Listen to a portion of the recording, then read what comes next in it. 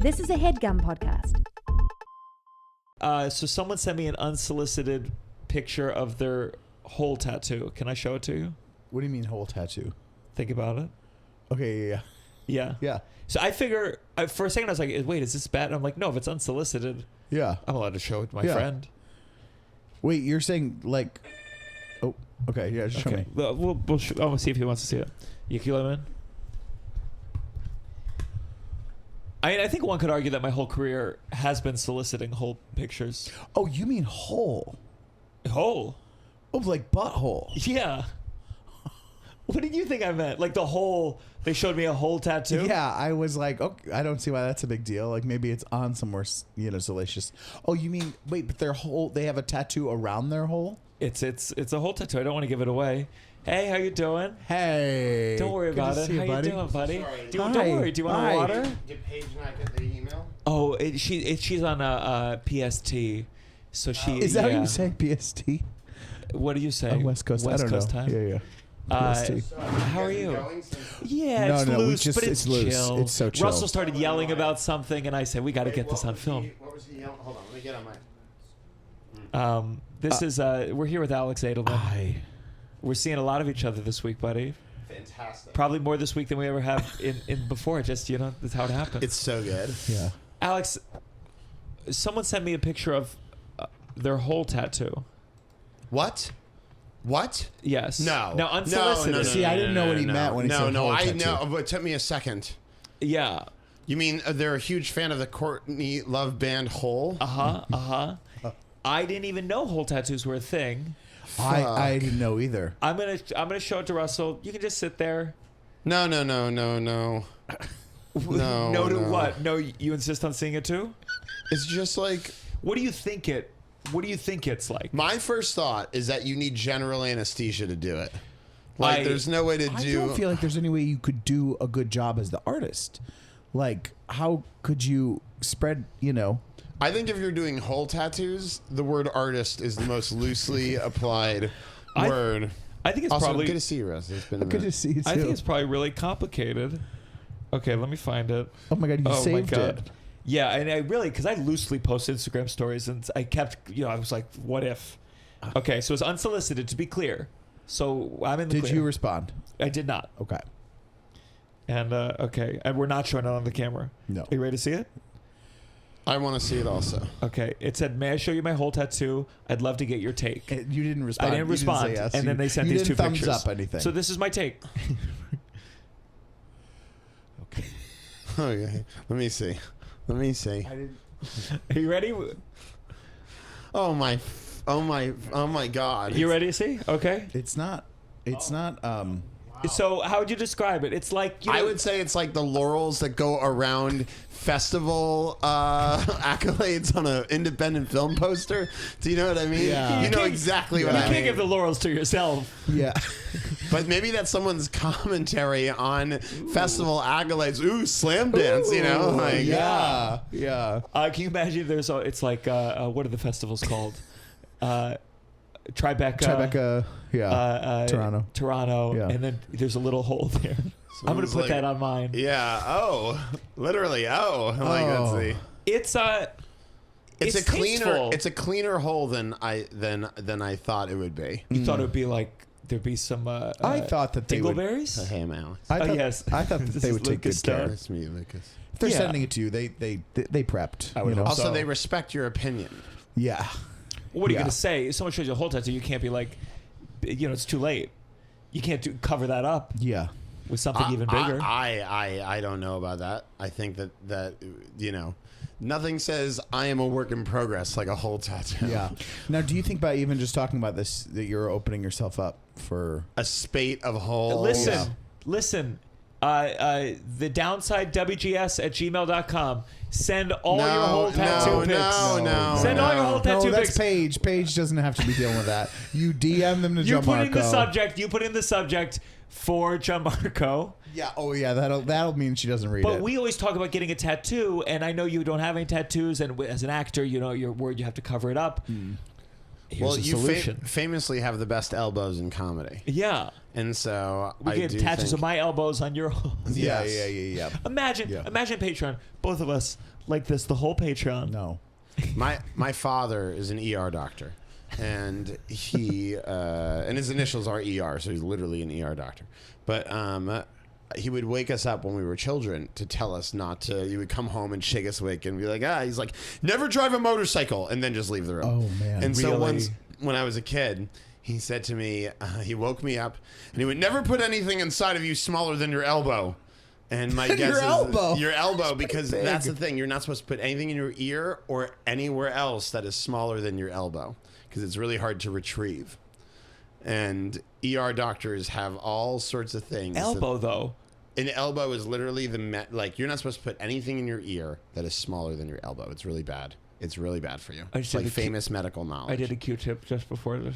Q-tips apparently are not great for you. Yeah, they're not supposed to. I read a whole thing about how they were just What for do you cleaning. do to clean your ears? You just do like the Hydrogen peroxide squirt Or you stuff? let it water. go. It's supposed to be there. That's not that's strictly not speaking. You're true. supposed to. By the way, I have my ears impacted. My dad's a at some doctor. point. Do you Is your do you dad a struggle? doctor? No. My dad did work in a shock trauma unit, I think, as a nurse for a year, and I think it really fucked him up. Really? So he like your dad, he would tell me, don't ride a motorcycle, of course. And he would tell me these horror stories. Like fireworks were a big thing. Basically, he'd tell me, don't ever play with fireworks. And then he'd go buy fireworks in West Virginia and we'd play with them. Yeah. So he was kind of on the fence. Don't ever play fireworks without me, because what a buzzkill you'd be. Yeah. But he told me a story, not funny at all, of like someone who went into a strip club and threw a Molotov cocktail. Oh my And he God. talked about like As treating, a tip or as a destructive action? as a destructive. Yeah. And he talked about this one year that he was a nurse. I think he should have stayed in it, because I think he was so depressed anyway. Like sometimes you're so depressed you need life to match how fucked up you feel. I don't know. And you That's true. work through it. Your dad, ER doctor. Oh yeah. Well, not now. Now he's in the ICU more, cardiac ICU. So, but he was when I was young, he'd be working. My dad would leave after dinner and come home in the morning. Like he is my dad's one of those guys who does everything. He's a clinician. He's an academic. He practices and sees patients, and he's a researcher, and he also teaches. So he's really, really Did smart. he tell you a Funny. lot of scary stories? Like, did you ever see any of the things? No, and also, by the way, he is like, I know how to read my dad's codes though sometimes. Like my dad will see friends or parents of friends, and like weirdly, my dad is like a doctor to the comedy community's cardiac issues. Like and he's been super generous about it. And he can't say anything because he takes like doctor patient privilege super seriously. But I know he has real code. So if he'll be like, if my dad's ever like, he's pretty sick, I'm like, oh, that guy's a goner. Oh. And if he's like, he's in rough shape, I'll be like, oh, he's in like critical but stable condition, and he'll probably pull through. But if my dad's ever like, hey, he's pretty sick, I'm like, oh shoot, that guy's gonna die. You know? Sure. Like, Yeah. But he doesn't know that these are tells. Like it's like like a pitcher tipping his pitches, or a poker player who like scratches his eyebrow when he's got a good hand. My dad has like medicine tells, but he's like super tight-lipped about like actual stuff. Do you think dealing with death that much, like, I just can't imagine. We talk about our squeamishness in general. Is your dad very stoic? Does anything upset him after you see all that all day? I think he's stoic in the sense that like my dad's really, really like I think the thing that bothers him is when life is extended past the quality of life. Mm-hmm. Do you know what I mean? Like when they're keeping someone alive, but it's just painful. Yeah. Or it's just like, it's no life at all. And so I don't think my dad would be like on board with assisted suicide, but I think all physicians who work in critical situations are like, they know that there's a time to like let go. There's a time to be like, hey, we've done everything we can for this person, and now it's time to like call it a day. God, when did he bring this into your life? How young were you when you had to deal with Like all 2, this? 3 years old. No. I Yeah. mean, like young, very young, but also like really healthy attitudes around. I like Jewish attitudes around death. Like pretty solid when it comes to like. So what were you told? When did you first like bring it up? my first like real relationship with it was when my grandmother died when I was like 12, 13 years old. I had a lot of anger. I was like really surprised, very taken aback. I was like, what the heck is this? She was fine a few months ago and now she's like in the ground. That was very, very startling. That was when it made it from theoretical to like real. But like Shiva is very cool. The idea that you have these phases of like remembrance. There's the week after you die where your family does intensity, and then 30 days where you sort of are a little more solemn, and then every day for a year you consciously say Kaddish for the person 3 times a day, and then you stop. And so every year on the anniversary of their death, which is like weird, by the way, that in English there's no like word for death-anniversary.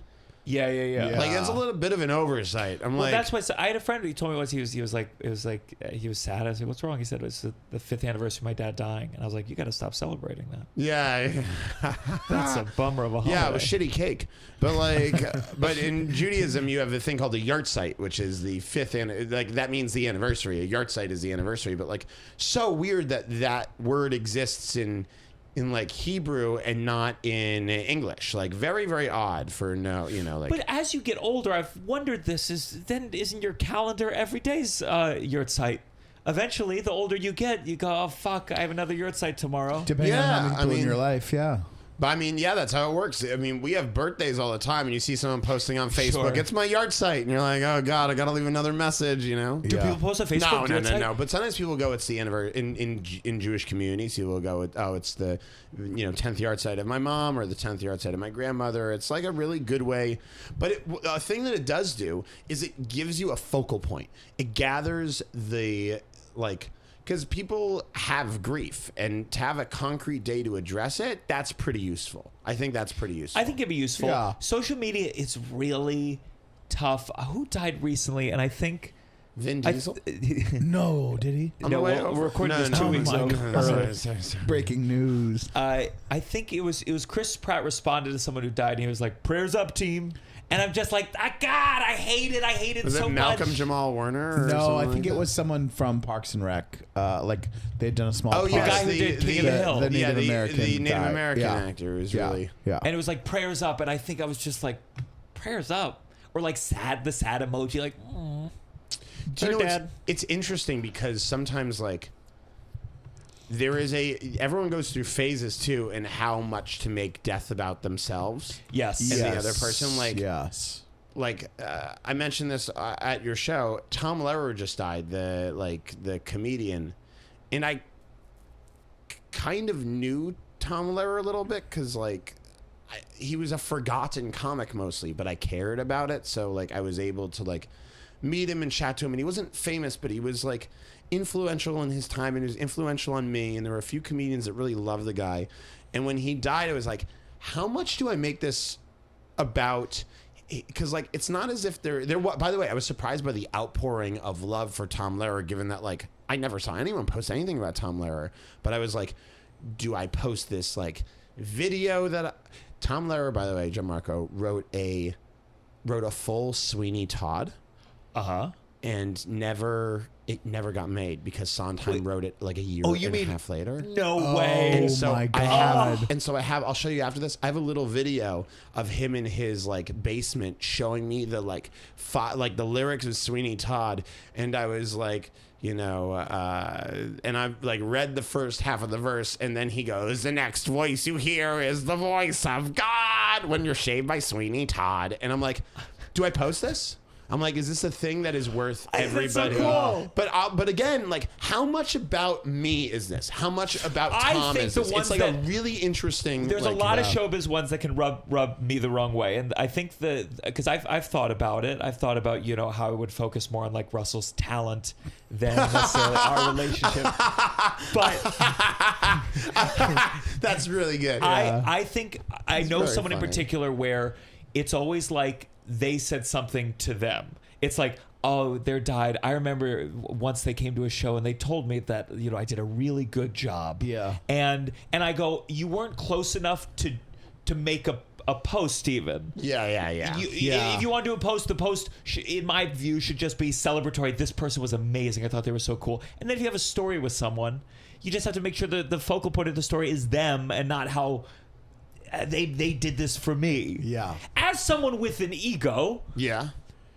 I know hard. I've seen it worse, and I can identify those thoughts that could happen, and I try to guard myself. It's, from falling. it's also a 1000%. fine line because I could see how someone would be like, little me, blah, blah, blah, and they made me feel like I'm part of this thing. And that is like that. Not every big person does that. So if a Sondheim made someone feel like they're part of this thing by saying something kind when he didn't have to, I can see wanting to share that about that generosity of that person. But it's hard. It's a fine line. I think that's beautifully put. And here's the other thing. I hate to be so cynical about this, but I think it's true. This is the show, so please be as cynical as you want. Okay. If you're going to post about a dead person, and it's Russell, it's the criteria that you just described, it better be entertaining or funny. Yeah. Like if you've got a cool anecdote about an old legend who just died, it better reveal a really funny little thing about that, about that person that is worth the consumption of the general, cultural intake. You know what I mean? Okay, Yeah. so we have a relationship. Mm-hmm. We've worked together. We know each other, but it's just some. So if I die today, I don't like this game. if I die today, and it's self-inflicted, so I wanted it. Oh no! The podcast my went dad so would be, badly. My dad would be like, it was time for him to go. Got it. So what are you tweeting? First, Or my you first tweeting, tweet or is, you- thank God it's not something I have to worry about. It was self-inflicted, everyone. Just so everyone knows, because that's a big thing, is making You sure be people clear. know. Yeah, If the as announcement- his podcast co-host. Just he don't did worry. it himself. Don't worry. There's not a weird disease you might have out there. That's first so and funny. foremost. Okay, good. What are you saying about me, or are you just liking a bunch of? No. I would if you died, you'd get posts. Yeah. Yeah, I'd post. I'd be like, Gianmarco, I was like funniest, hardworkingest, super talented in fields that were like, I would post about sitting there watching you sing and being like, how lucky that this guy picked comedy when he could have done so many things. I'd be like sitting there singing and feeling and knowing that I'm here's what I'd say. Here would be my little joke, but it's true. I go, I know I like Gianmarco because I felt no envy or jealousy in that moment when you were singing. I was like, well, man, because I would really love to be able to sing because it's so much fun. Wait, so you're supposed But, to say, when I saw Gianmarco perform, I felt no envy or jealousy. Rest in peace. That's it. This is the downside. There be no context. 1, 2, 3. Downside.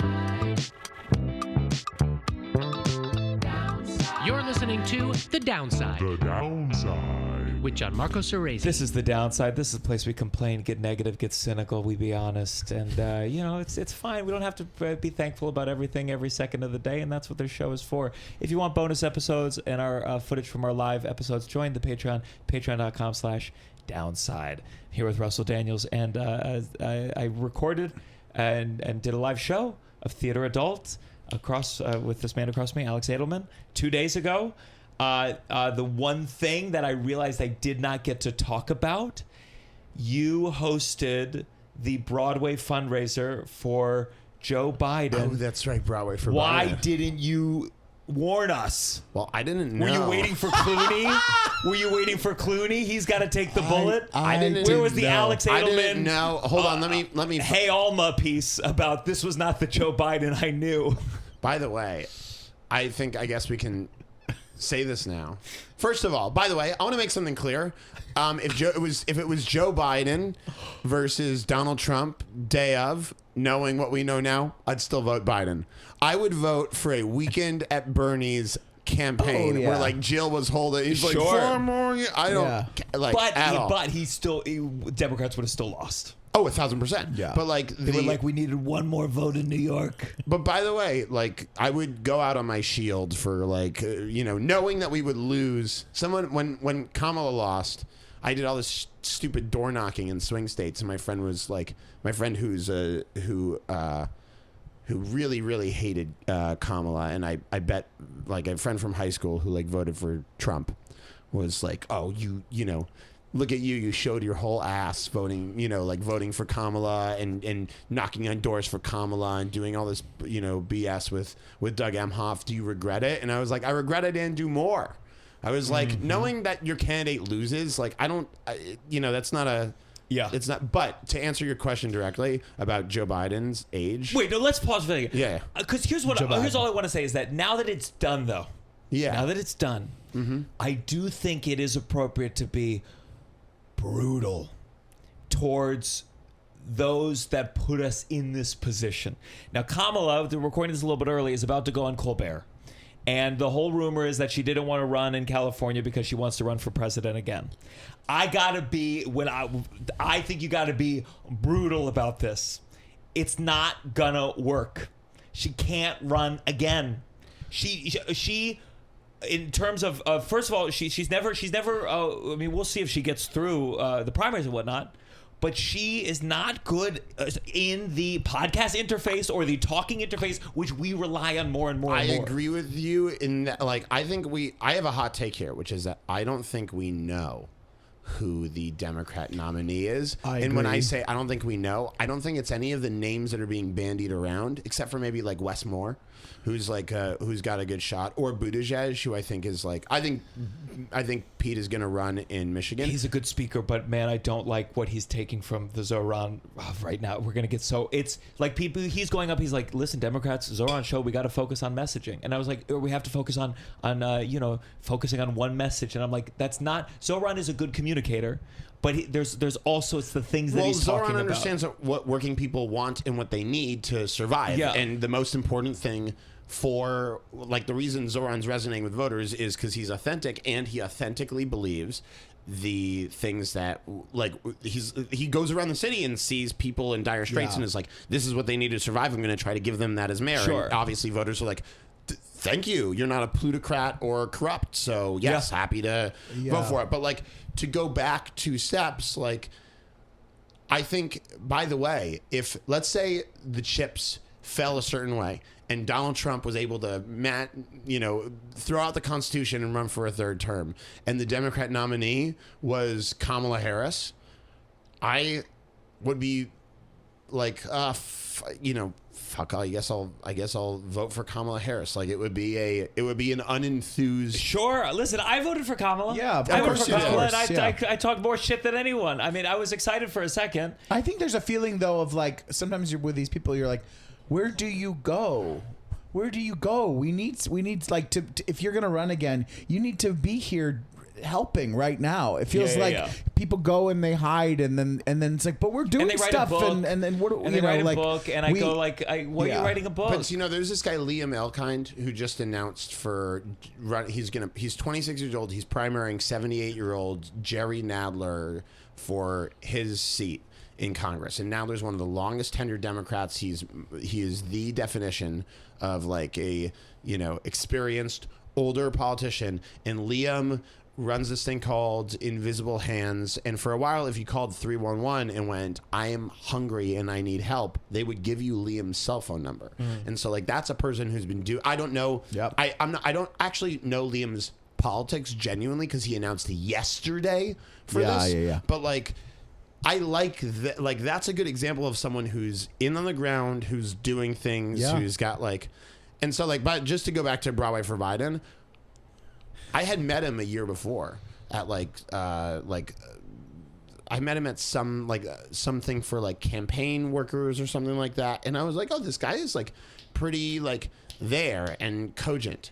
And then what by the way, it's bad that that's the takeaway. Well, that's He's the narrative. cogent. But the narrative that was framed up until that point by Republicans was that this guy wasn't cogent. So when you're going in, you're like, is he cogent? Yeah. Because if like the narrative from Republicans was like, this guy's purple. If you walked in, you'd be like, he doesn't look that purple. So like that. But like but you're not wrong. The baseline was extremely low. And also talking to Democrats, he'd get through a speech without like fumbling, and they'd be like, that was good. And I'm like, that was a very so stressful. Yeah, it was so stressful. Those debates. Like, come on, you got it, Joe. But remember, get to the period. But remember how we felt watching Biden do long speeches? You'd be like, just get to the end. Just get to the end.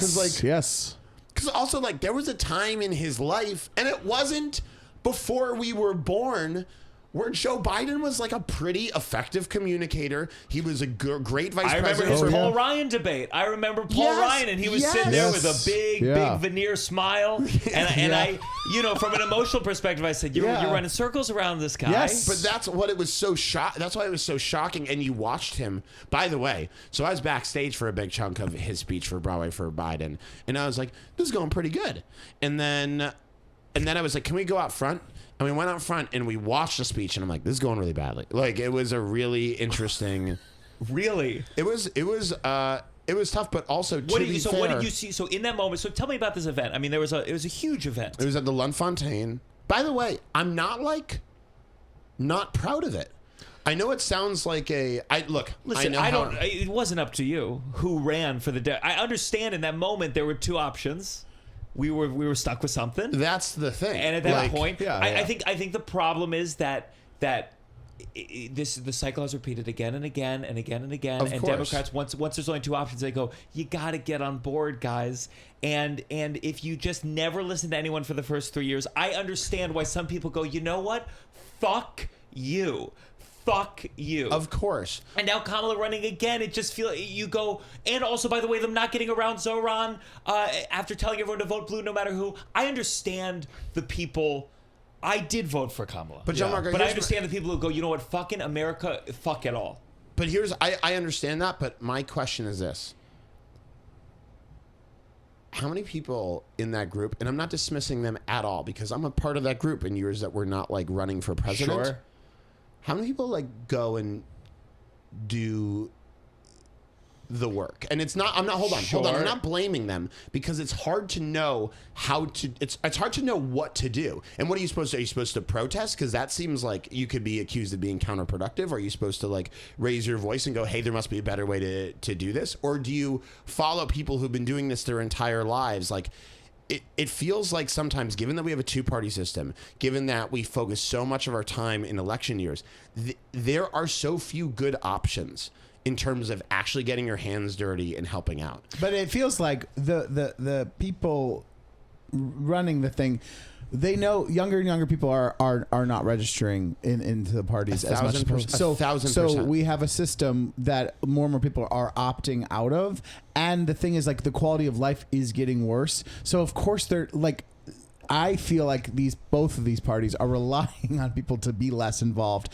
so that they can just shoehorn in candidates. 1,000%. And people, of course, are like, I have a job that pays me not enough to live on. Of course, they're not going to like spend time. So it is cycle. If they wanted the people who are abstaining from a vote or voting for third party to actually come in, they would make some kind of sacrifices to bring them more in. I mean, if we veer into Israel Palestine, it's never going to end. But there was nothing given from Kamala to those people who said, like, I cannot in good conscience vote for someone who's not going to change any attitude towards Israel. And by the way, those people have been validated now that everyone's even more full-throatedly going, look what they're doing. They're starving these people. And I go, those people back then, they knew this was the end of this road. They knew it would get this bad. They knew Israel wasn't going to turn around. So I feel sympathy for those people because I understand those that go, you know what, maybe America needs to reach a state of chaos because it's getting worse and worse. The inequality is getting worse. We're not fixing our actions overseas. So their desire, I think, for some of them is like maybe Trump or whatever, things get so bad, we break apart or we go into war or something. That's what I think the fantasy is. So if that's the fantasy, I have never... But if we don't want that, then there needs to at least be stress to shake it up where there's real change made. I still believe, by the way, that for every single issue in the United States, give it like domestic and foreign, that Kamala Harris would be better for the people in the real life situations right now than Donald Trump is. Of course. I agree. I agree completely. And the thing is, and when you go to these places and talk to the voters or see people's real life conditions, you go, okay, we're like, it's like if we're in, just to use an analogy, it's like if we're in a hospital, horse in a hospital. It's like if we're in a hospital and you're touring the floor and the hospital's broken and it's not working and people aren't getting seen and people are getting bad treatment and people are bankrupted, but it's still a hospital. And you go from floor to floor in this hospital and you're like, oh my God, shit is really bad in this hospital.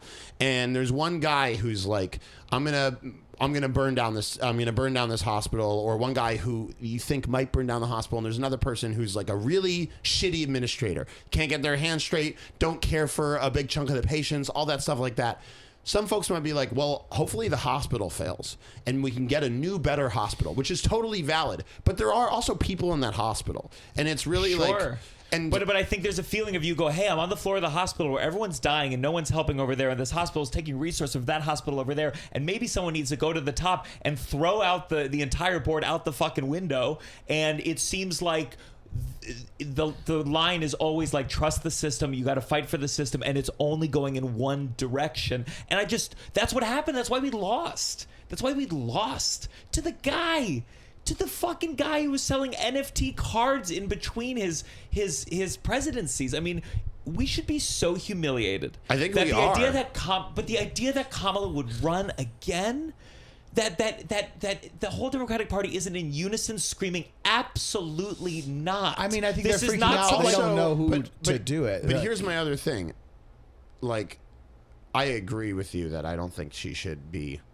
Biden shouldn't have run again. And the ego of man, from King Lear to Joe Biden, listen, I don't know a lot about the nuances of politics, but I do feel tied to my cynicism about human being and ego, and these older people who, by the way, have no culture around death and a gradual decline, and we don't live in a society that you leave a position of power and are taken care of, so they cling on to it. And we have this entirely old administration. I agree. We live in a literal gerontocracy. It is it's one of my oldest jokes, which is about John McCain dying.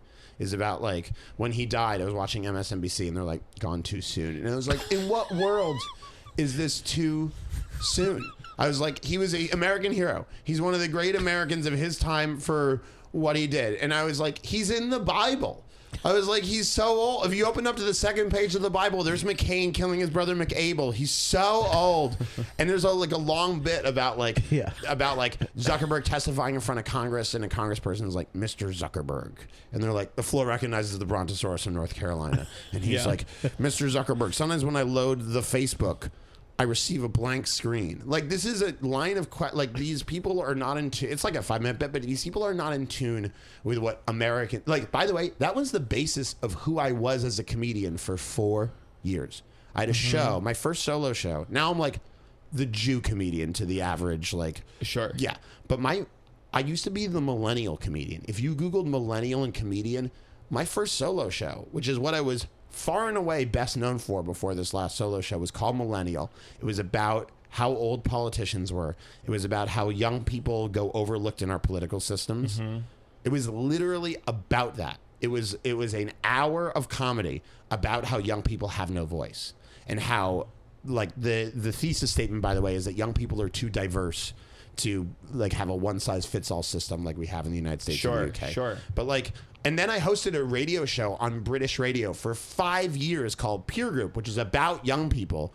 And at some point they were like, you want to do another season? I'm like, I'm not young anymore. Yeah, I'm sure. old. I cannot do the show about, I said hosting a show for British radio about young people is like hosting a show about democracy for North Korean television. Like, there's no one, there's and no you one can young see who the listens to it. irony. And again,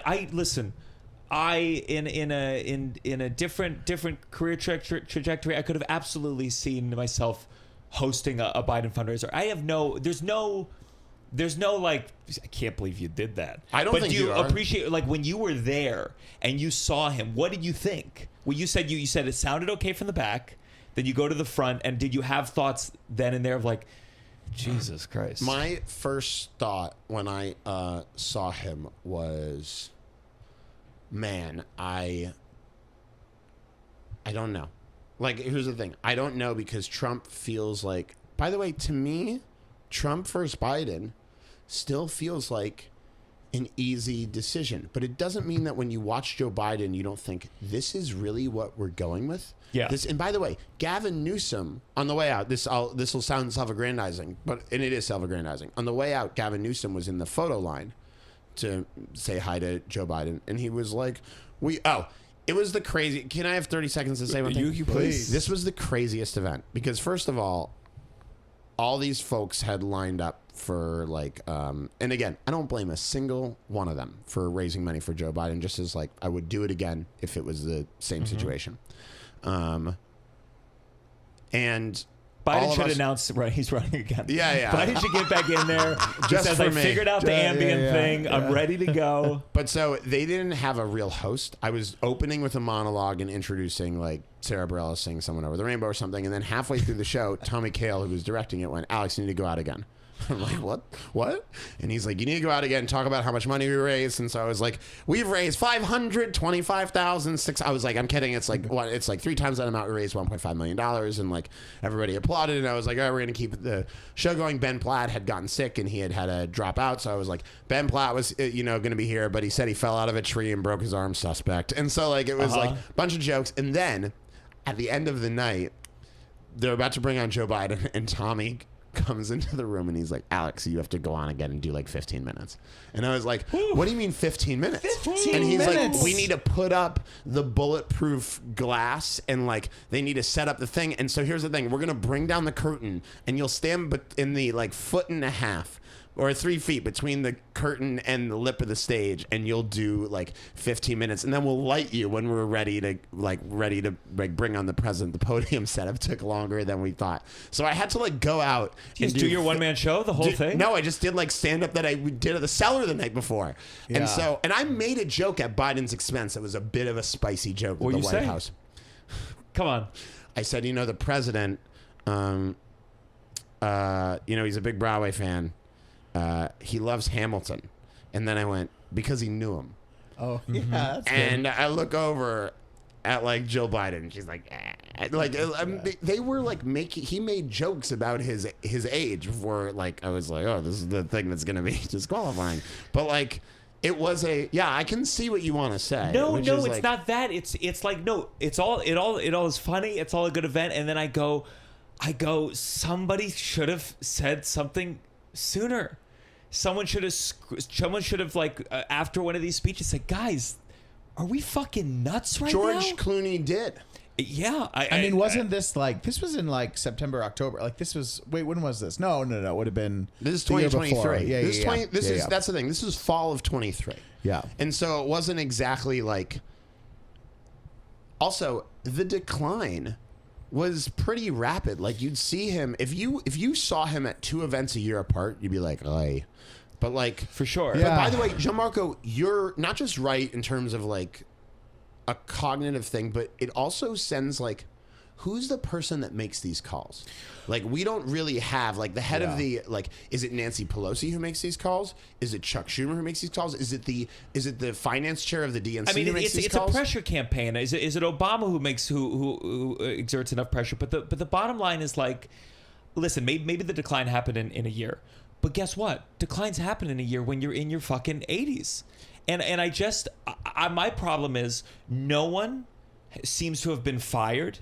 In fact, the only person who has seemed to have taken the fall is Joe Biden.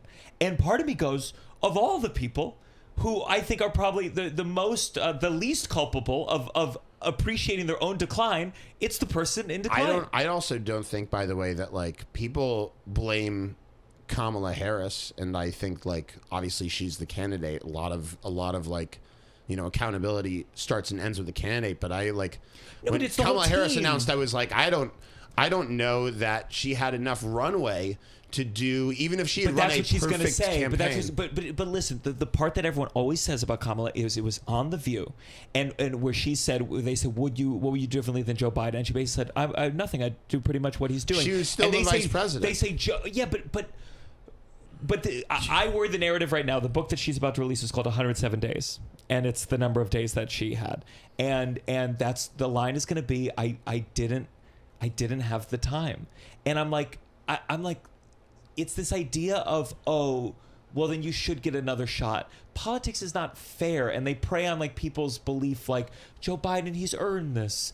Kamala, Hillary Clinton has earned this, and they allow that to set up losers for us. I think the biggest issue in all political messaging, campaigning,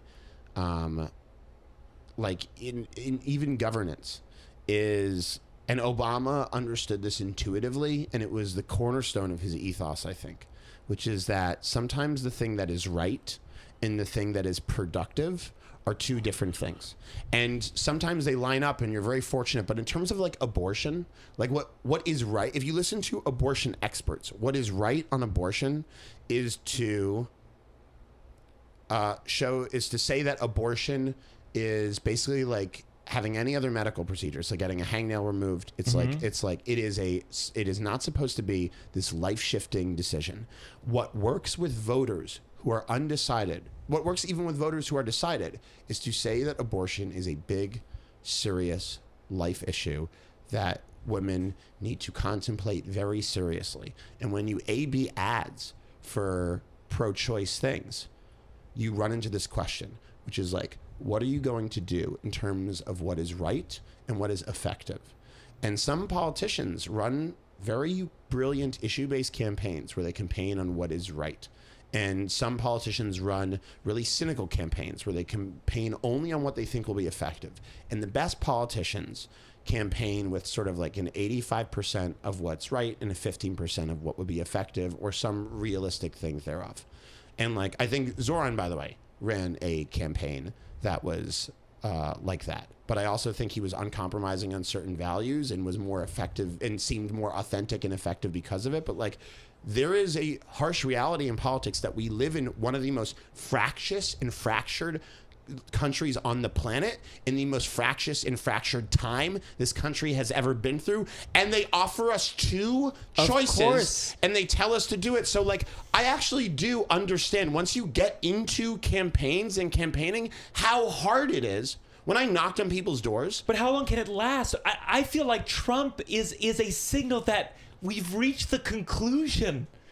If these are the two options and people are picking this guy, we've reached the end of this being able to work. The country needs to either separate or we need to break apart the system, and and the people in power are not going to do it with a smile on their face. But the reason Trump is perfect for this is because he is a fucking liar. Of course. And so he will lie to you based on whatever you want to believe. You could look at Trump and go, this is the most pro-Palestinian politician who has ever existed based on this, this, and this. And you could look at Trump and you could go, this is by far the most pro-Israel person who has ever existed based on this, this, and this. This is the most compassionate person in terms of the working class based on this, this, and this. This is the most cutthroat, pro-plutocrat, pro-autocrat, pro-billionaire person based on this, this, and this. And on each of those things, you would have a truth, but you could also have a truth based on what you want to believe. Of course. And that's why it doesn't work. I just don't see a way out. I see the fact that Trump literally won the first time was enough. And then the second time I go, by the way, my abortion, if I tried to do it, this is why I would never be a good politician. I'd be like, you don't care. That's so funny. Truly, my campaign would be like, come on, you don't actually care. You don't care. My campaign, if there was a baby crying on a plane, you'd kill it 10 months into the pregnancy. Oh my God. I'd be like, my pitch would be like, it's not your business. Like, you don't, like, exactly. You have nothing, it's got nothing to do with your business. It's not your business. It's Forget nothing to do with about it. it. It's the mom's decision. It's shut up. Yeah. We don't have to do all politics. You No, seeing anyone? sorry. It's like, what? What? I said, you seeing anyone? Yeah, but I don't talk about my personal life. It's a joke. I don't talk about my personal life. I'm going to make you cut it out. Snip, snip, snip. I know. Whole tattoo, we did that. Whole tattoo, we did that. We had a great time on Theater Adult. Did you have fun? I fucking loved it. But you were anxious about the singing. I was anxious about the singing. I'm not a good singer. I'm so bad at it. I love doing it, but I'm so bad at it. It's like a really, really difficult. Were you in musicals in high school? No, I was in I've never been in a production of anything other than the things that I've done or the couple of things that I've been cast in. I've done a couple of readings. I've done a couple of like one night onlys, but I've never been in a sustained run of anything I haven't written, Yeah. and no one's ever asked me to sing. So you're like a deep comedy fan, as am I. Mm-hmm. I struggle watching comedy these days. Here's how I go through phases. I only listen for the most part. I like to listen. I start to listen to new comics.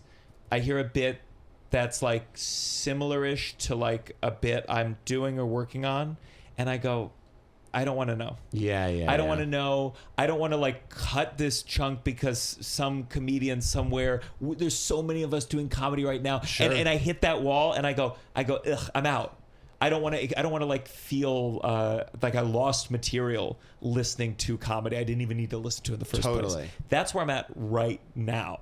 Do you consume a lot of contemporary comedy? No, I mean, not as much as I used to, and also a lot of it is like, you know, I like to consume my peers. Like when I'm at the cellar or something, I like listening, or the comics on before me. I try to sometimes show up a little early to enjoy like Marina Franklin or like Chloe Radcliffe. I find really hysterical. The further away from me, like. I'm watching a lot of female comics because I'm like, we're probably hitting some different things. You know? But, you know, sometimes my material, I have a joke about the Third Amendment, and then, you know, someone was at the cellar was like, John Mulaney did a whole Third Amendment. And someone else did too. Who? I got to look it up, but it's a funny amendment. It's a funny, the quartering soldiers. And so my question is like, do I throw away this joke that I think I have a different take on? Do I think like there's also Lucas is searching up the mic is right next to the typewriter. So but also like, yeah, it's a challenge, but I like a lot of stuff that's not stand up. I love Mike Birbiglia's solo shows. I love solo shows. I'm more of like, I like the British Edinburgh style model, which is very exciting that you're doing your. Oh yeah, but it's stand up. Yeah, but so what? My thing with the solo shows, I do like them when they're good. There's a lot of like so mediocre many ones. good ones. I really hate a thesis. I hate a thesis because the thesis almost to me is always childish. And maybe you've earned the pathos to like get there with an audience where like, you know, the end is like, and we're all a little different, and you do your best. That is true. Or you know, Daniel Sloss who's scheduled to do the pod, but you know, I would hope I'd say to him where it's like the end of his like one that was in the heart of the Me Too movement. It was like, guys, we need to do better, and I think I go, yeah. But I think that's for Daniel Sloss in defense of that special. I think for him that's a really profound It's a good special. Truth. It's also just, really it's profound just the truth. conclusion. The need for a conclusion. But you know, the funny thing is we also go through moments and movements, right? Like I think right now, if I did Just For Us, I'd look back at my special and be like, oh, this is another show about the facile nature of performance. And I'm just like, I hate that. I hate that the show is about the facile nature of performance because it came amid a glut of specials, some of which were better, about the facile nature of performance. And so I think if I saw a show now about how ersatz and fake performing is and how it's not real and it doesn't address and this is all I can do, I'd be like, oy vey, you know, but like, there's, but you know what one like, of Tovah's favorite jokes is now that you said oy vey? It's, oh fuck, what's his name? Super alty comedian, like back when alt was really alt. Emu? with Patton Oswalt, Emo Phillips. Yeah. Very nasal, Jewish. So this is the joke. He goes like, this is my impression of a guy who says oy vey wrong. Oy voy. And for Tovah, this is the peak of comedy. Tovah. Who is it? Tovah. Look up Oy Voy. He's one of the guys, one of the OGs. I mean, Tovah grew up in the alt. Nasal? Oh yeah, When Tovah alt was taking over, and she loves. When I was that. starting in comedy, Tovah was in all the comedy clubs. She was, you know, she was at Luna Lounge. She was, or I guess it was called maybe Lit Lounge on 14th Street. Like I would go to these as an open micer, and Tovah would be there. Right there watching. She is like, her knowledge of comedy is so deep. But she likes the old alt, and like some of the alt that I look back, I'm like, okay, I guess if you're the first to do that. Here's what she can appreciate though. She cannot appreciate old stand up that in retrospect, that looking back now, it's bad. And I wanted to play one and to see if we can appreciate this at all. Okay. This is Andrew Dice Clay. No, not that. It's not his AIDS bit. fucking- It's not his AIDS bit. This is the bit that he I sold hate out this Madison show. Square Garden. Hickory Dick- Play it. I hate Just a little. It sat on a tuffle. Little Miss Mussett. Eating occurred some way. Long came a Spidey, sat down beside, he said, hey, what's in the bowl, bitch? Oh! 2 more nursery rhymes and then we'll analyze this. Look at these beautiful 80s hair. I love big 80s hair. Jack and Jill went up the hill, both with $1.25. Jill came down with $2.50. Oh! Now, do you know anything about Andrew Dice Clay? I know the big things. This was this was one of his characters. This is a he nightmare. is a Jewish guy. This is one of his characters that he used to do on stage. But by the way, I don't know what it is about me that whenever things get negative, even about things I don't particularly like, I try so hard to see it from the like perspective. When you say it's a character, watching that, which I did not want to watch. There was you didn't object to the whole pick, but Andrew Dice Clay was one asshole you didn't want to see. Yes, very, very. Thank you. But it's very funny. Part of me is like, how ironic would Andrew Dice Clay say that was? And given that we weren't around for these 80s and 90s, guy was like a sort of like, hey, type of guy.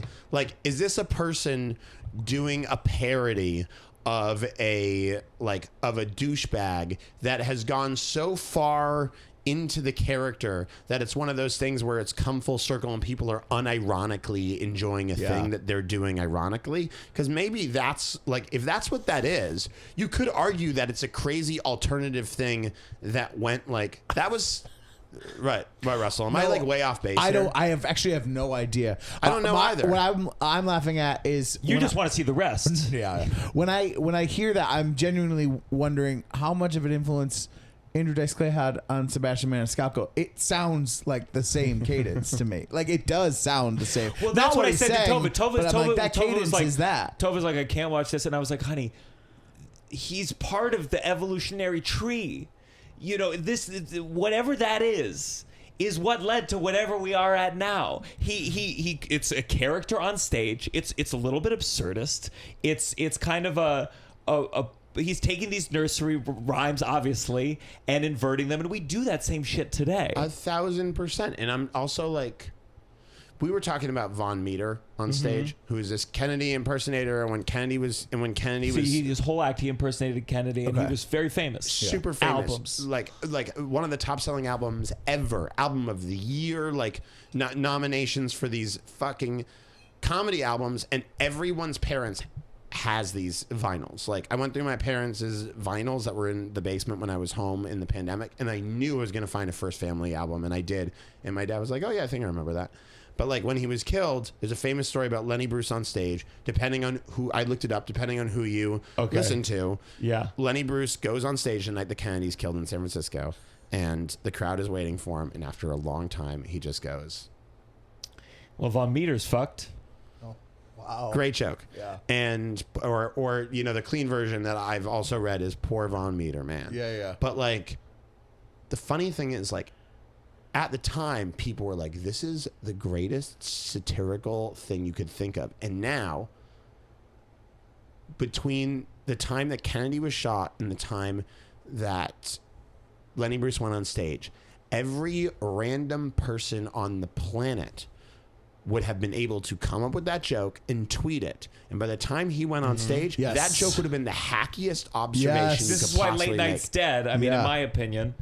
I think it's a good reason. I remember Yeah, once. I mean, they've been given nothing by the time they get to air. I mean, it's all been taken. You know, things at the cellar, they take people's phones, they put it in a bag, and sometimes you'll be getting ready to do your set and something happens on the news. Trump's assassination attempt happened then. remember that. And I went on stage, and it was when they had just overturned Roe v. Wade, and I like went up there for like the new jokes, and I was like, well, they overturned Roe v. Wade, and the audience like, what? And I was like, yeah.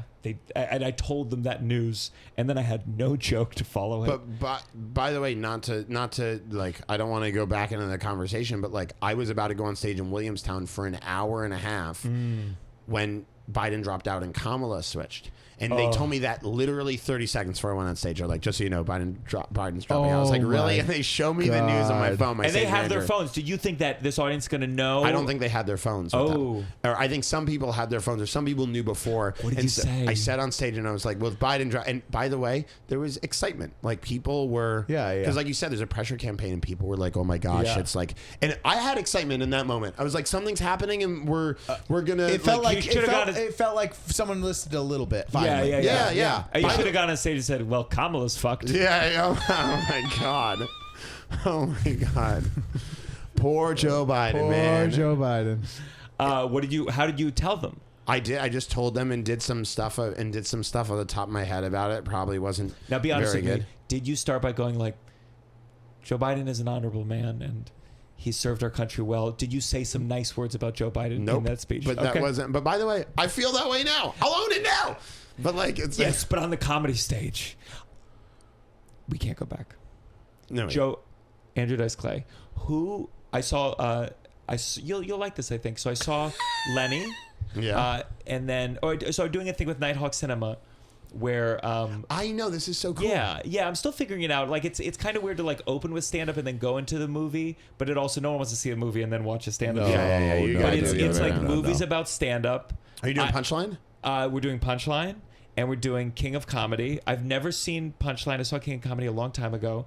But Lenny ultimately was an incredible movie. My God, an incredible movie. Dustin Hoffman. But I love, even when it's done badly, it's always fascinating how stand-up is portrayed in movies and TV. This is one of my biggest pet peeves. Biggest pet peeve is when the stand-up is bombing, but then he starts being real. And he's not bombing anymore. No. And I'm always like, I know. That is not how it works. That is not how it works. The cure is hard work and an understanding that the specific is universal. So you can express a truth, but you need craft on top of it.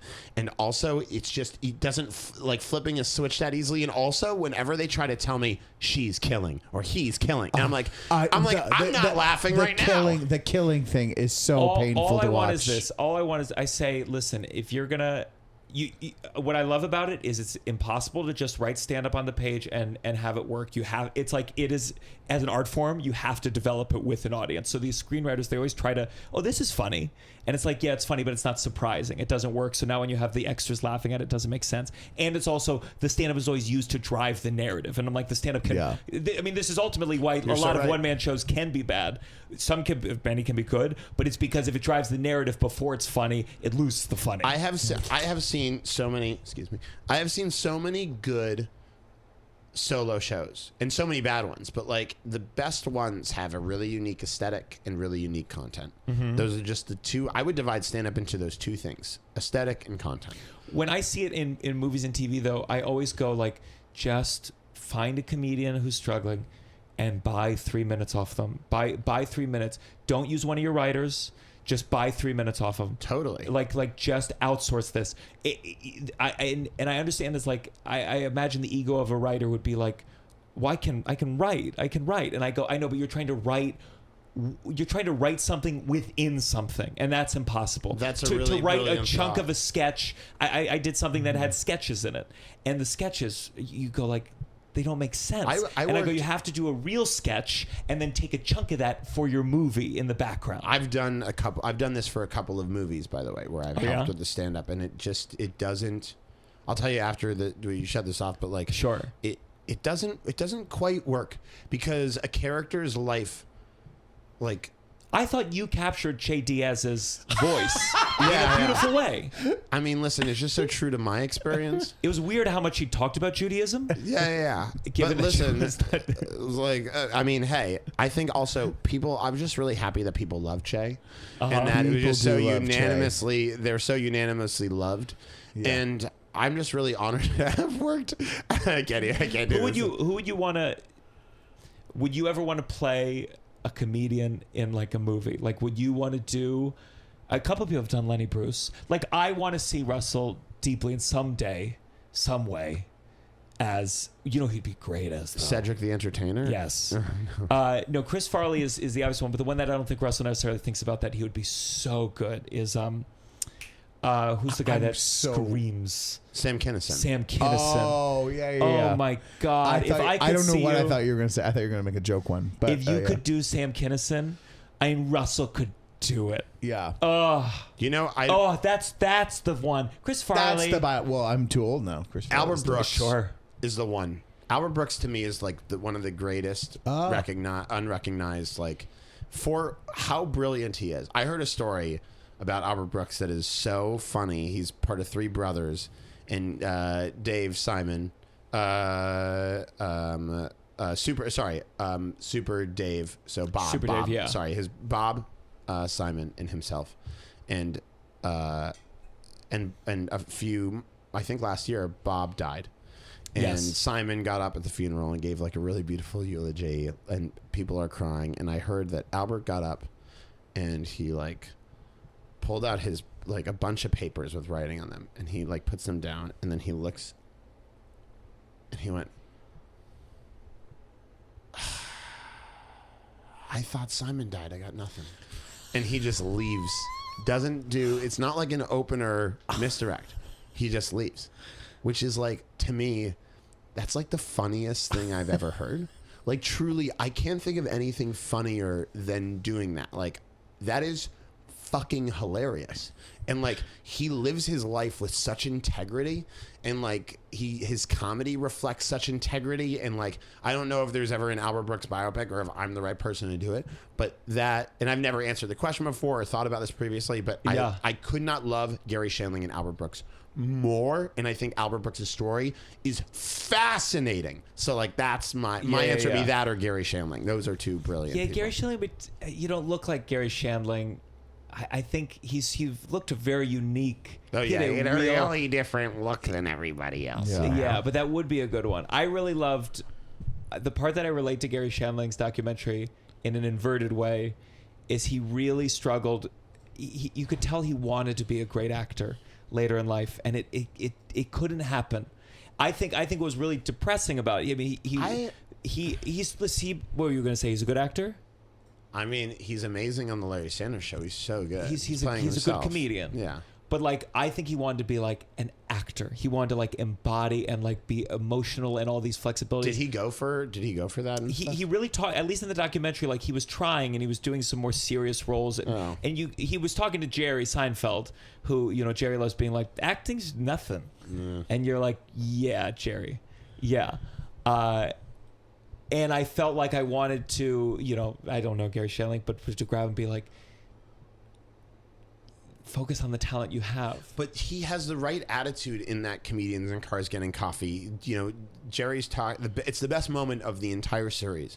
I haven't seen every episode, but like, it's the best moment because Shandling's, you know, he's talking about like David Brenner dying, Jerry Seinfeld, and he's like, all that material is gone, and Gary's like, that's the point, and he's like, and he's like, it's self-expression in its truest form, and Jerry goes, yeah, but just like the material, that's it.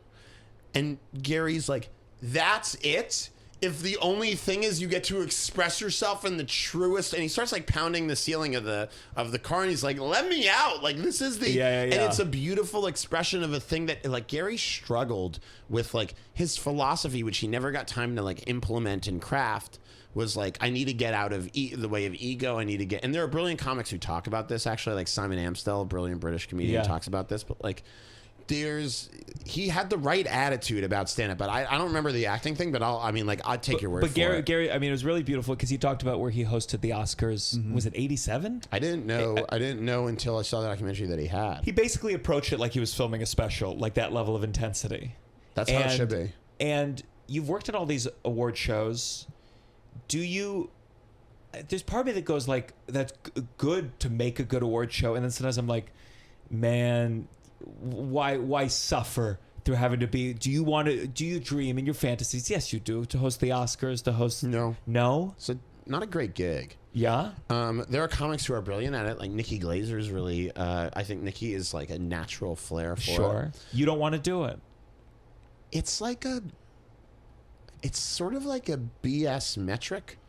And it's of course. And it's interesting because like by the time the people who want to host the Oscars, they don't need to host the Oscars. Yeah. Do you know what I mean? Yeah, like it's yeah. people think of it as some sort of like career aspiration, but by the time you're there, you're like you should. It's like over. If they made it a little bit lower, if they lowered their bar, it's one of those things where I go like, you got to get the people who are gonna put their whole ass into it. Like if you had gotten Billy Mulaney, Crystal like when it was too early to get Mulaney, he would have been the greatest Oscars host of all time. Oh, he's now by he's far. Like, Have you seen this Independent Spirit Of Awards? course. Yeah, so like good. I would. How about this? I don't want to host the Oscars. I really want to host the Independent Spirit Awards. Sure. That is a thing I really want to host. Sure. It's so weird. It's so offbeat. They let you do the craziest stuff. I got to write on some award. The most fun award shows to write for, the ones that are weirdly low stakes. Like I wrote for an award show, and we got to write this bit. There was an award sponsored by Cunard Cruise Lines, and like that's how the award show was. Like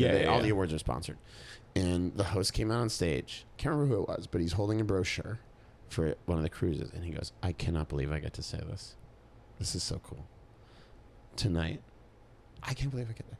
Everybody in this room gets a 100% free, all expenses paid cruise brochure to the care." And like the build of it was so, and we worked on the build for literally like 45 minutes, and when he said the word brochure, the palpable anger and guilt and embarrassment in the room of all these people who can afford a cruise to the Caribbean, just being like, oh my god, we're about to get a free Caribbean cruise, because it was just a few enough people in the room that could actually happen. And some of them were influential enough that it could actually be a good investment. So you saw people like, I swear to God, I looked over and there was a woman who's like, who's been on Traders now, and I just see her grab the arm of the person that she's sitting next to, and I'm like, oh my god, the word brochure is gonna hit so hard. And then after everyone made noise, he goes, I'm just kidding,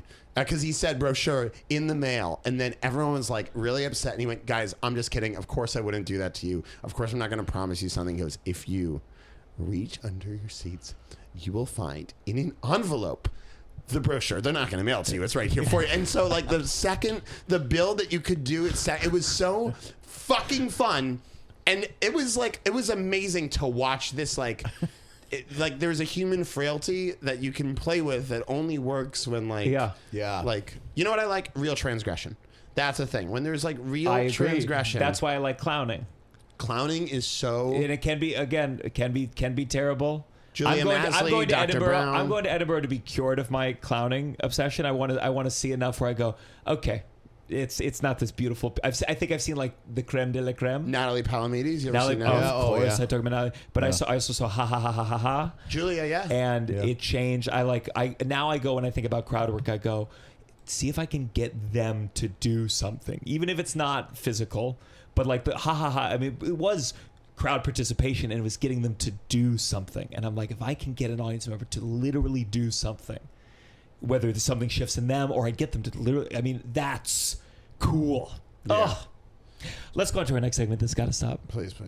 This has gotta stop. First, we're going to start with our new Patreon submitted. This has got to stop. If you join the Patreon, you can write in your This has got to stop. So if you remember Patreon, write some for us. Lucas, what do we got? All right, so this one comes in from Jane. This has got to stop. A weird promo before a movie in a theater that tells you to buy more tickets or why the movie is great.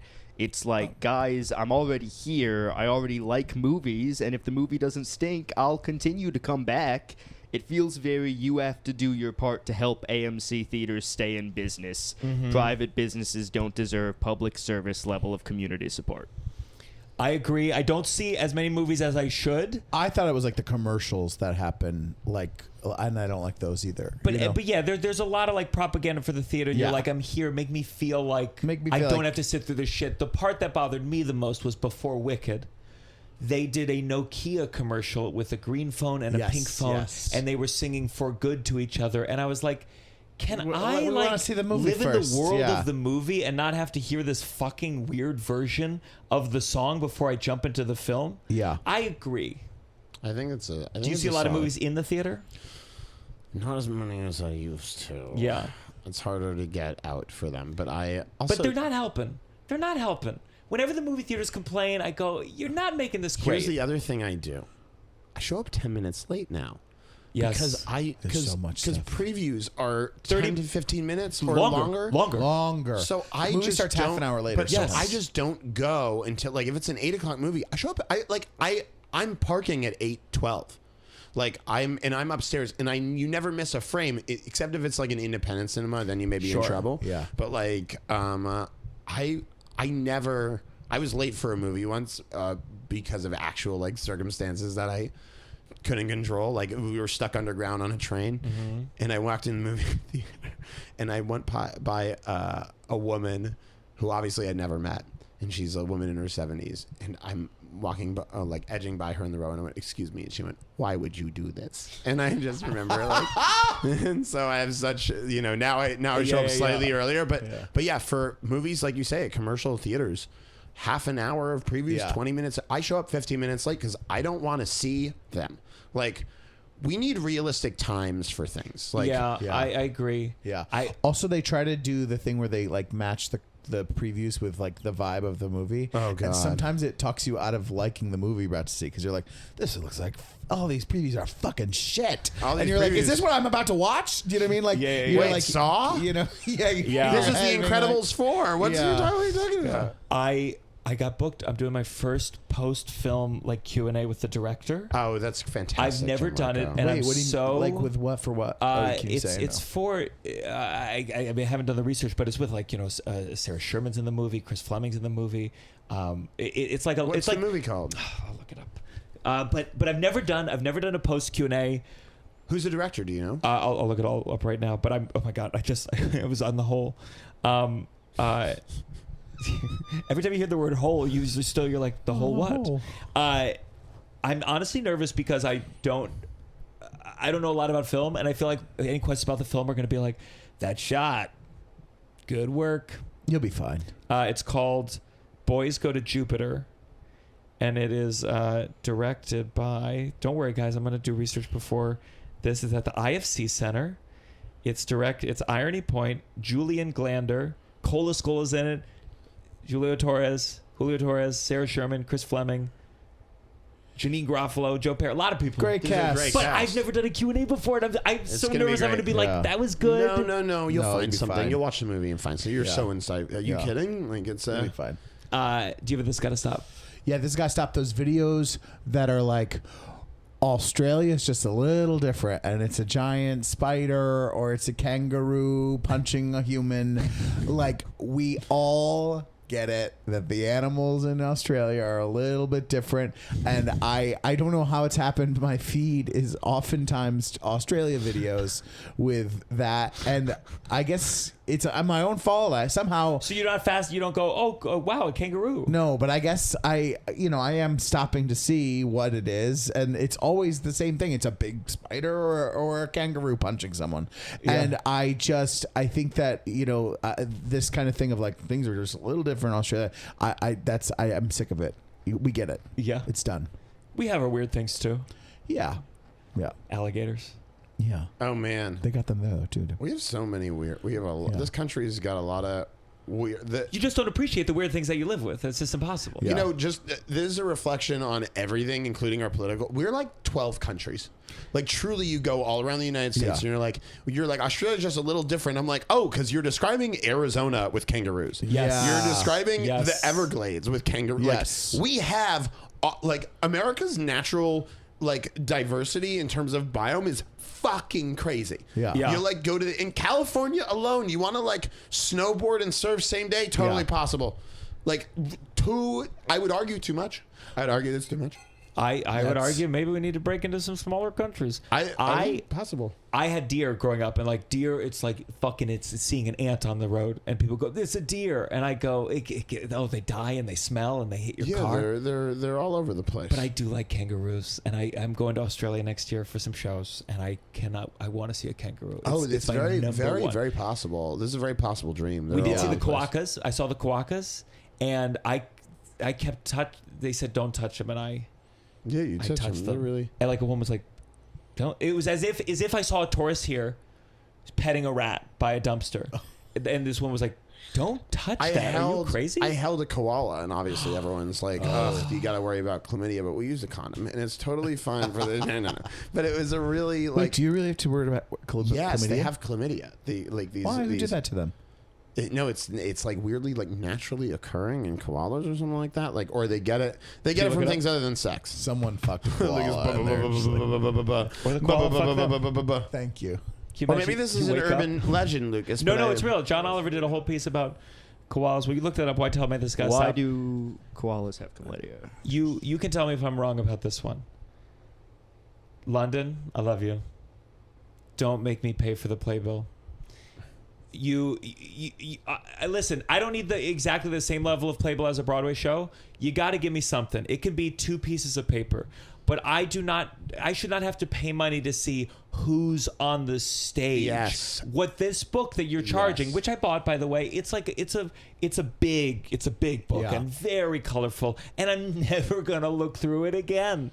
And you can sell that, but you got to give me something. It doesn't have to be a colorful playbill, but at least a paper. Could not agree more. And you need playbills because they fit in your pocket. Mm-hmm. Like you can put a playbill in the back pocket or the pocket of a jacket, and frankly, there's a uniformity. You got a falsetto's playbill framed. It's a nice uniformity to it, and all of these things in the theaters in like. I'm going to see Leopoldstadt in London, on brand for me, and like I bought the thing, and like. It was by the time I got home was broken. It's like because you're carrying this book. You're right. It's absurd. And also, I want to know the name of the performers. Mm-hmm. I had a conversation with Tovah, where sometimes during a very emotional moment, she doesn't connect emotion. We connect emotionally in different ways. And in theater, she didn't grow up with the theater. When there's an emotional moment, I'm like glued. If a phone goes off, anything goes off, and I'm like, I want that person to disappear. Oh, totally. Tovah, like at the big emotional song, if this is the playbill, she goes, big emotional moment. You don't need to know who it is right now. Yeah. You don't need to know who it is right now. Yes. And it was one of those conversations where I was like, hey, this is really controlling. In an emotional part of a show, can you not open the playbill? That's so. But for her, is it her being like, wow, this person's really good. Let me read about it's a them managerial instinct. Yeah. Like, ooh, let me see what else they did. Yeah. Maybe there's an opportunity. And I'm like, wait till after the moment. Do you think you're a? Sometimes I'll look into the crowd at audiences, and I'll see. All I do. And I'll see an audience member who's not a NPC, and it makes me really nervous. Do you know what I mean? You see someone in the crowd, and they're like, they're moving around too much. They're chewing gum too much. They're too attuned to everything else that's happening in the room. They're not focusing on, like, they are in your consciousness, and you're like, you should not be in my consciousness. You should just be like enjoying this as actively or passively as you want. But you feel like a live wire at any moment. Like once there's a moment in my last show that's like a 27 to 42 second pause. Depending on the night and how I felt. And once I was like, there was a guy in the crowd who was like totally an NPC, who was not an NPC, was like active protagonist. And I'm looking into the crowd and I'm like, this guy's a problem. And during the pause, I happened to be like looking in his direction and I just heard him and saw him go, tense. And I'm like, there are 1,100 people in this theater and him just going, tense. And I'm like, there was a person that came multiple times to Titanic, and they would do this thing like when you were like addressing on it, where they would be like, yes, like they would like, oh my god, the active agreeer. But then, like a second, third time or so, they would start mouthing the lines, like and like, but you'd be doing it, and you'd see that they're mouthing the line that you're saying, and you're like, okay, we gotta, and you're not enjoying this. So yeah, we have our friend Chris. If he writes a sketch, he does a thing, he doesn't even know it. He will mouth the line that you're saying as you're saying it, and I was like, you cannot do this. For me, my audience thing, it's to be vulnerable and honest.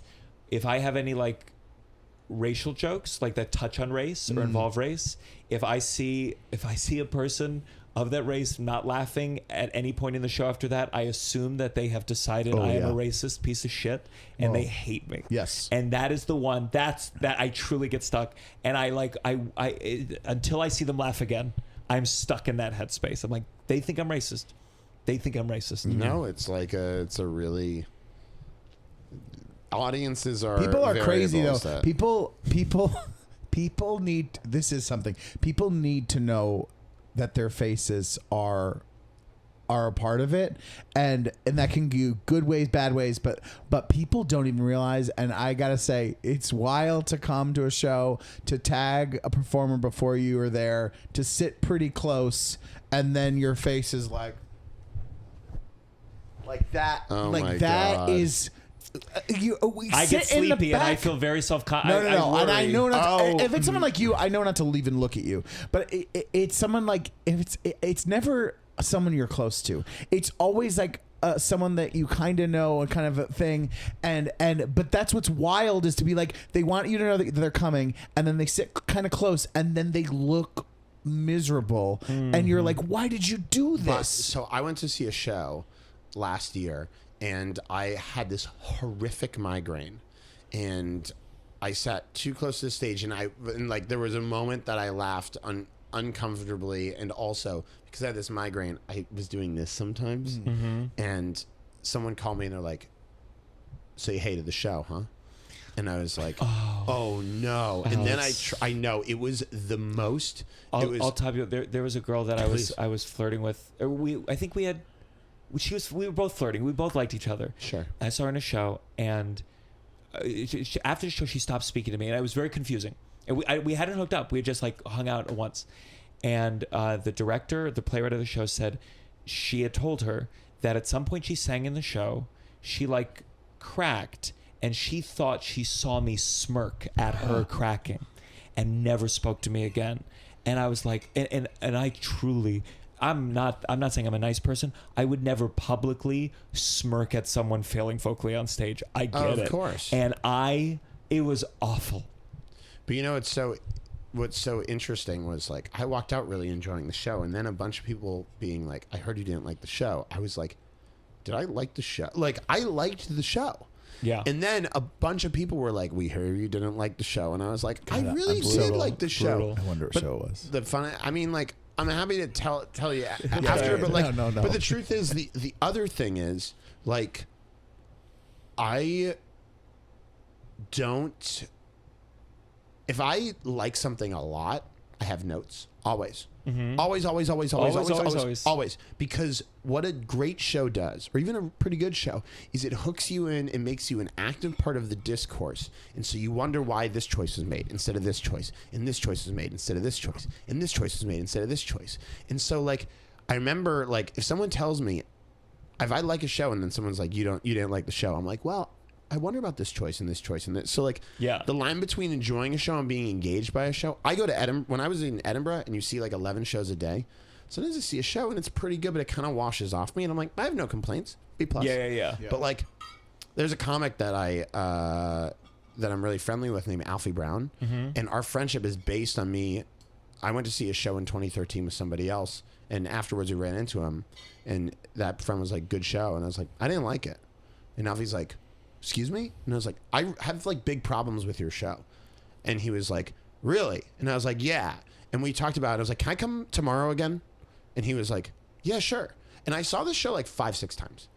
And like each time had like a problem with like the thing. But like that guy was like a really interesting artist to me at that time. Still is an interesting artist. And like when I go to his shows, with the exception of like one show he did called Lunatic, which I think is a really great show, I was like, I have big problems with the shows.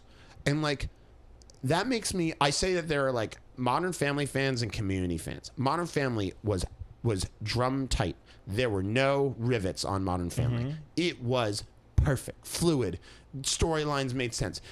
Jokes were on character, and like Community was a swing for the fences from the heels every time. Big risks, big absurdist premises. And some people are Modern Family fans, and some people are Community fans. They want to see big swings for the fences. And I can appreciate both, but I think in my heart of hearts, I really like going to see Community comedy type shows. Sure, I get that. Most people can't pull off Modern Family. And like, I'd rather see someone really, but I think this is kind of what you're saying. You don't like a weak premise or a boring thesis. You'd rather see something like Julia Masley, which is a really big fucking swing, or Natalie Palmese, which is the biggest possible swing you take on stage, than a thing that's like a really seamless thing. Because some of those seamlesses rely on context and time that it's in, and with a conversation that's around it. And you'd just rather see somebody swing. Sorry, no, it's fine. You know. Do you need to run? Yeah. Okay. No, he's gonna run. We're gonna finish. Okay.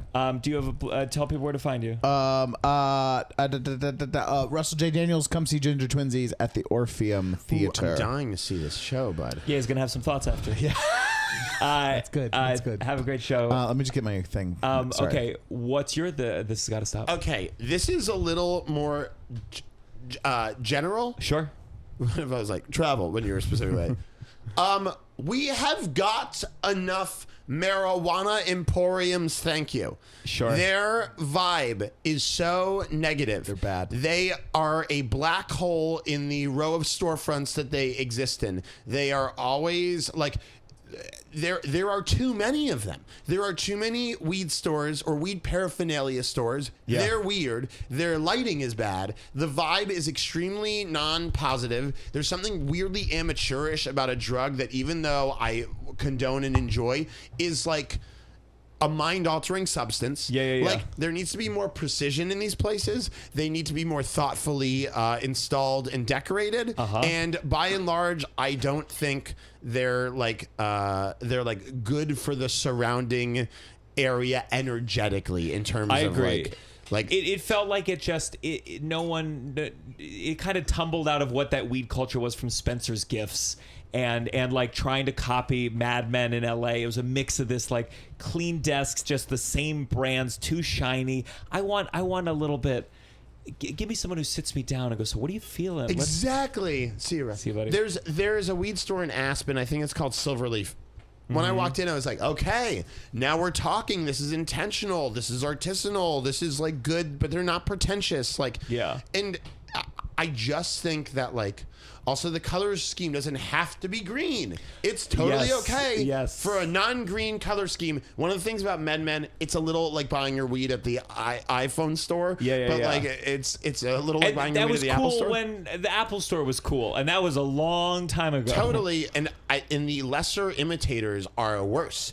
And there's nothing. It has turned buying weed, which is legal now, into something sordid without being personal. So like, I just don't like, it all feels very sticky to me, like physically sticky. And I just like, nothing is like walking through the Lower East Side and they're like, thoughtful small business, admittedly a small regional chain of restaurants that probably isn't that great, and then weed store. And you're just like, one of these things on the street does not belong here. And it's this anonymous weed store with a nondescript name that I don't know how the heck they're still in business. I agree. 100%.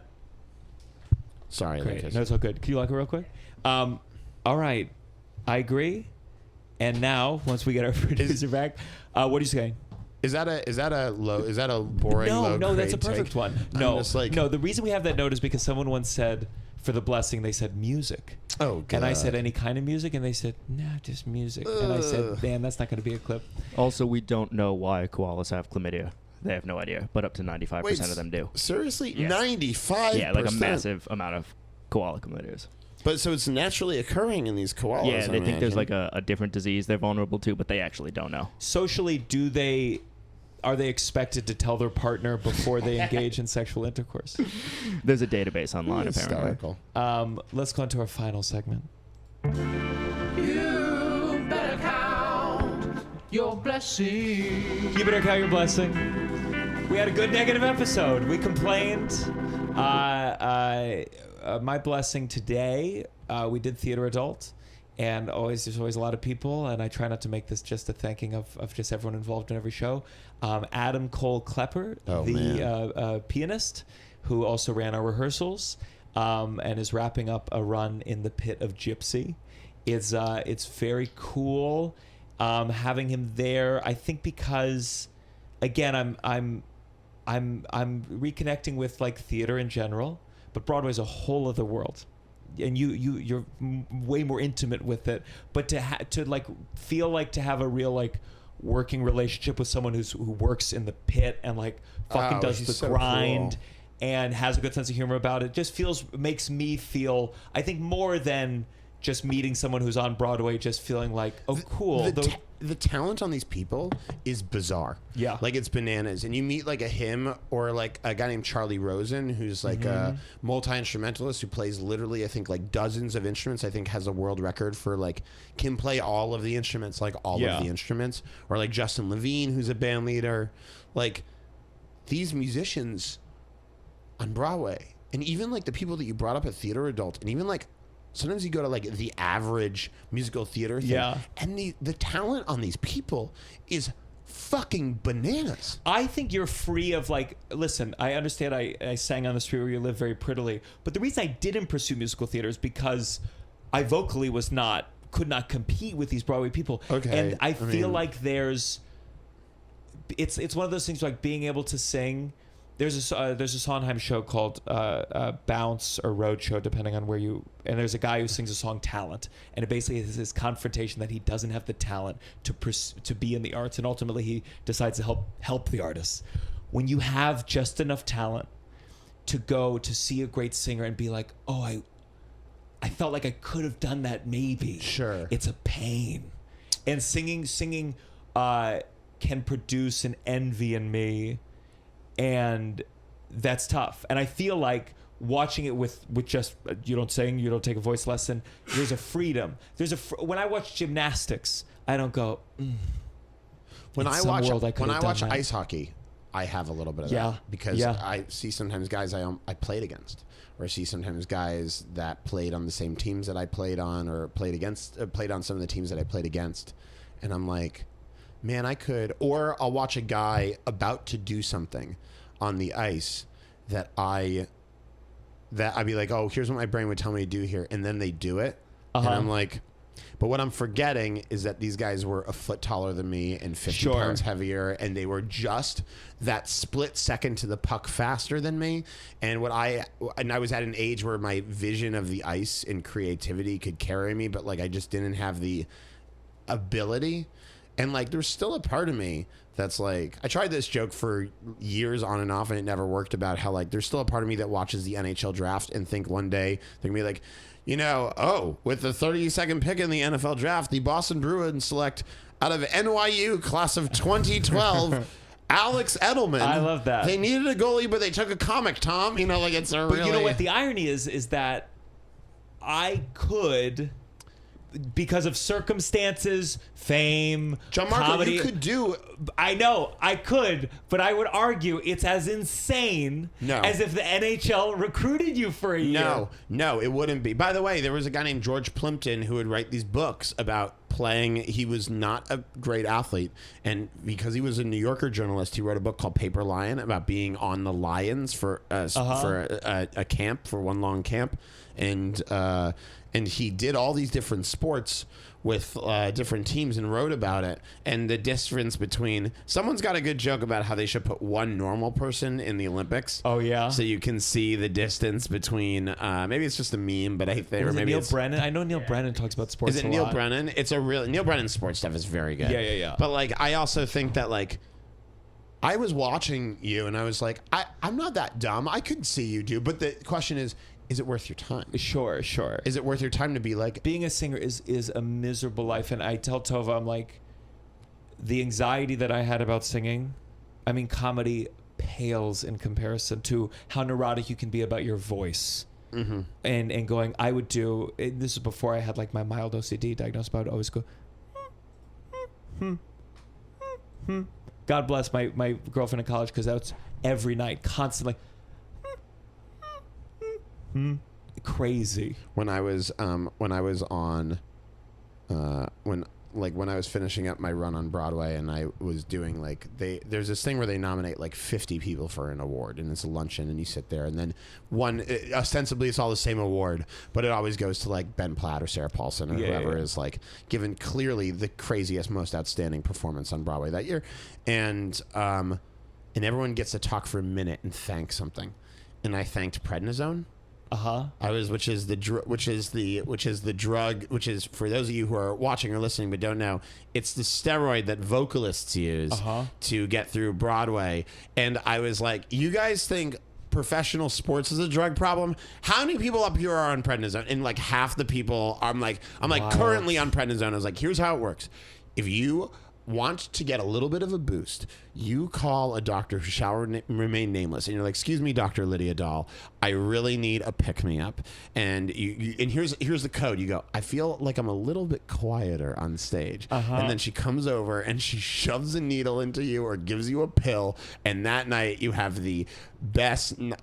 I took steroids at 4:45 in the afternoon before a Broadway show, and at 4:51 I was like, Barry Bonds should not be in the Hall of Fame, because my voice was back. I was taking a shower before the show, and I could see the droplets of water individually coming out of the faucet, and I went out and I had the best show I'd ever had, and the next night on prednisone I had the worst show I'd ever. You're riding the lightning. Really? It truly is crazy. Good to know. But yeah, these vocalists, like you said, it's a miserable existence, and it hurts their voices so much. They're using a crazy amount. They're doing a superhuman thing, and they rarely get to. It's 8 shows a week, these people. But the question for you isn't a talent one, really. It's what's your talent time? adjacent? It's talent adjacent. I just think we live in a world where we all do things because we're really good at one thing, and we get opportunities to do things that's further away from our best quality. But there's a passion that you like again, we won't go back into this, but I feel a passionate need sometimes to be knock on doors, and someone was for politicians, and someone was your time could be better used making videos. And I'm but I also need to know how people feel. There are benefits to your intake. I agree. If you were on Broadway doing a thing, I cannot imagine that life experience for Gianmarco would not be the most brilliant hour or at least 25-minute chunk of stand-up to thread through an hour that's a rumination on performance. And I don't disagree. I think I'd feel like the audience who witnessed the Broadway show, I'd have to be hey, just so you guys know, this is more an experiment for a later work that's going to be amazing. That's Get tickets to that one too. The Sarah Porkalab approach. That's the... do you have a blessing? Oh, yeah. Let me think. I thought of a couple on the way down. How about this? I go to all these different cities now, and it's very easy in a way that it wasn't used to, it's very easy in a way that it didn't used to be to know where to go to eat. You know where to go to eat in almost any city at a reasonable price point for reasonable quality. You can find and you used to, I feel have real inside knowledge, but by searching on Reddit or calling a friend, or when I was in Charlotte, I called the local newspaper and was can I speak to whoever should let me know where to go to eat? That's so funny. But you can find where to go to eat on the Infatuation or Eater, or somebody feed Phil. Phil Rosenthal puts up all of his locations. Just actually being intentional when you visit a new city, or even in New York and LA when there are a bazillion options, you can find a place that you can get into, a place that is reasonably priced, and a place that is absolutely delicious. And when I was in Nashville this past weekend at Zany's, and I had I went to 5 places, and they were 5 of the best meals I've had this year, just because I took 10 minutes to look online and decide where to go, and I made a list. And the one place I needed help with the reservation, I saw that my friend followed them on Instagram, and I was like, can you get me into this place? And it wasn't that, they're if you showed up normally, we could have got it. Sure. It is, I think it's a new thing that's happened, and I think if a place is a tourist trap, you can sense that too. Sure. I think the information around where to eat and go to coffee shops and go to bars and go to performance venues it's at people's fingertips now in a way that's like really working. And I think it's worth like pointing that out and appreciating. It's good to know. You're also you're the person I would write if I was really stuck. I'd be like, where should I eat here? I think you have a good memory. You have, and I've used them. You have. It's like it is, and that arcade that was recommended to you by Demi. Yes. Did you even like that? Oh my God, have you been there? No, but now it's on my list. I mean, that place was so cool. It's like it fits right into my mix of like interactive art, unique, only here. But I saw that and I was like, okay, when I go to London, because of this, in Hebrew you'd say sheret, because of this like little community chain, I know where to go. And when I'm on the road in a random place, there's this thing called the Atlas Obscura that shows you the weirdest places around where you are, and it works for literally any city on the planet. It is like, I think that's a really cool thing. And if you're not sure about something, you mention one of those occasions, someone else, they're like, don't go there, go here. Like, that is a real like joy for me, and I don't know how to quite like label it or put my finger on it, but it's really fucking cool. Yeah. So that's a blessing for me. Just maybe it's a little it's a beautiful generic, blessing. but yeah, it's a good one. Generic's fine as long as you, as Sondheim would say. I got the Sondheim book of his lyrics. You really should go get more into musical theater. There's a beautiful book of Sondheim lyrics, but he always just says, it wasn't his quote, but God is in the details, which I think is like the most. So it's generic, but then you get into the details, and then it's specific, and it's wonderful. Do you know, before I was a comedian, this will come as a little surprise, I worked for baseball teams. I worked, and my boss was this guy named Larry Lucchino, who died last year. And Larry, he had that on a little plaque above his desk, that God is in the details. And another plaque said, the best answer in the world isn't yes, it's no, but I'll find out. And so like that's a really, I like when that. you say God is in the details, I think of that one guy. God's in the details. Really, really good. Where can people find you, Alex? I'm on Instagram. I have a mailing list on, and I'm mentioning that more, slightly inspired by you.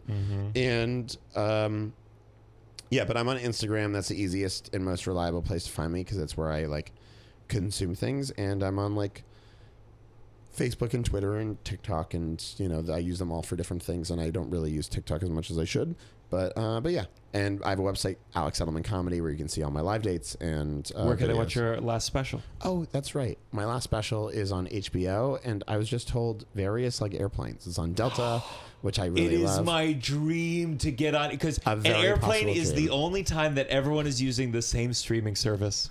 And I don't care what platform it's under, but I just want to get my special on an airplane. I've seen like about 10 times people watching the special on the plane. Oh, I love it. And it's one of the best feelings. And once I saw someone really laughing, and I went, "What are you laughing at?" And he went, "Excuse." And I was like, wow, that was a little offensive. And I was like, thanks for watching. And he's like, really? But once the woman in front of me was turning on the special, I was like, of course she's watching this. And she shut it off after 5 minutes. And I was like, that's not to her taste, not to her taste. She's watching The Expendables now. I understand they're different modes. But check that all out. Join the Patreon, patreon.com/downside. Bonus episodes, 4 bonus episodes a month now, and 1 live episode. So check it out. Support the show. Submitted This Has Got to Stop. We'll read it on the show. Thank you, Alex. And Kamala, I swear to God, if you make me go find my I'm With Her shirt again, and I have to update it so the back says Pussy Grabs Back 2028, I'm going to be pissed. can I highly recommend people go see Gianmarco do stand-up at the moment, because he's firing on all cylinders, I would say. Thank you, Alex. This is The Downside.